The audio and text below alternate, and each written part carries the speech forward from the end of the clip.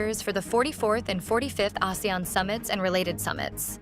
Southeast Asian leaders, including President Ferdinand Bongbong Marcos, gathered in Vientiane, the capital of Laos, for the opening ceremony of the 44th and 45th ASEAN summits, with the theme, Enhancing Connectivity and Resilience.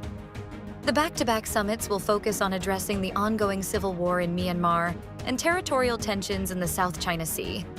The summits will span 3 days, featuring 16 leader-led meetings and the adoption of approximately 82 outcome documents. Duterte change of heart with quad-comm is welcome, but he's not invited to next hearing, Abante says. Manila's 6th District Representative Bienvenido Benny Abante Jr. says former President Rodrigo Duterte's reported willingness to face the House Quad Committee is a welcome development, but the mega panel can't have the latter just yet. Abante confirmed that the next quad-comm hearing will be held on Friday, but he doesn't believe Duterte will be invited. Initially, Duterte was opposed to participating in the House probe. However, recent interviews suggest that he is now willing to take part. Sandigan junk civil case versus Marcoses over Pinugay Estate in Rizal. The Sandigan Bayan has dismissed, for violation of the right to speedy disposition of cases, a civil complaint against the late former President Ferdinand E. Marcos and his wife, former First Lady Imelda R. Marcos, involving the Pinugay Estate in Tanay, Rizal. In a resolution, the anti-graft court granted the motion to dismiss filed by Mrs. Marcos last July 16th. Mrs. Marcos sought the dismissal the complaint for failure of the prosecution to initiate the needed actions to prosecute them, resulting in the violation of their right to speedy disposition of cases. Philippines tells Israel, "Don't attack civilians. Apply proportionality in Lebanon." The Philippines has called on Israel to avoid civilian targets in Lebanon and not to attack the airport as the government started its efforts to fly home Filipinos there. Department of Foreign Affairs Undersecretary Eduardo Jose de Vega urged the Israeli government to follow international law and apply proportionality as Tel Aviv started fighting Hezbollah rebels, who have bases in Lebanon.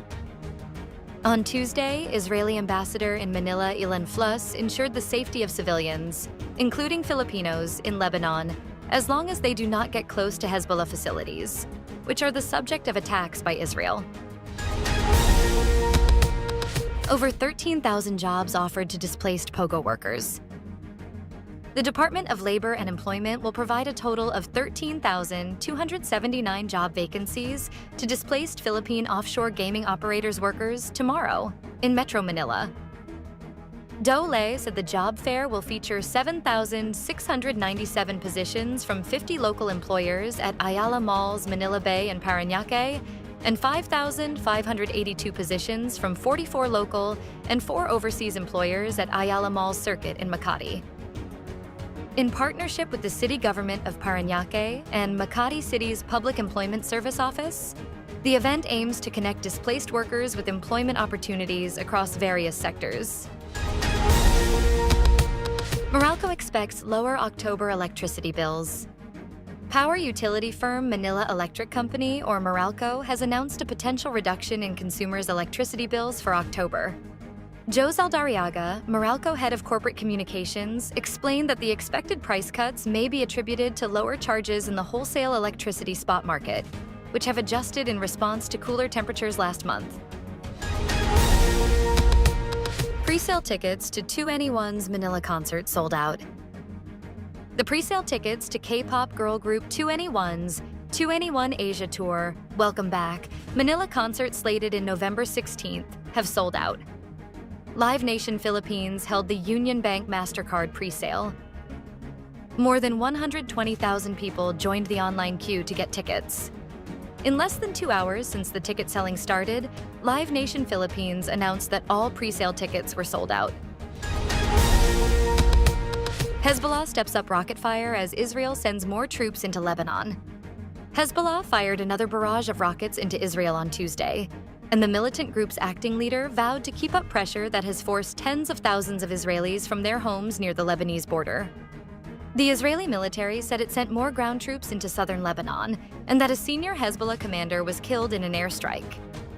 Dozens of rockets fired by Hezbollah were aimed as far south as Haifa. and the Israeli government warned residents north of the coastal city to limit activities, prompting the closure of more schools. Stay updated with the latest news. Visit our website at www.mb.com.ph or follow us on social media.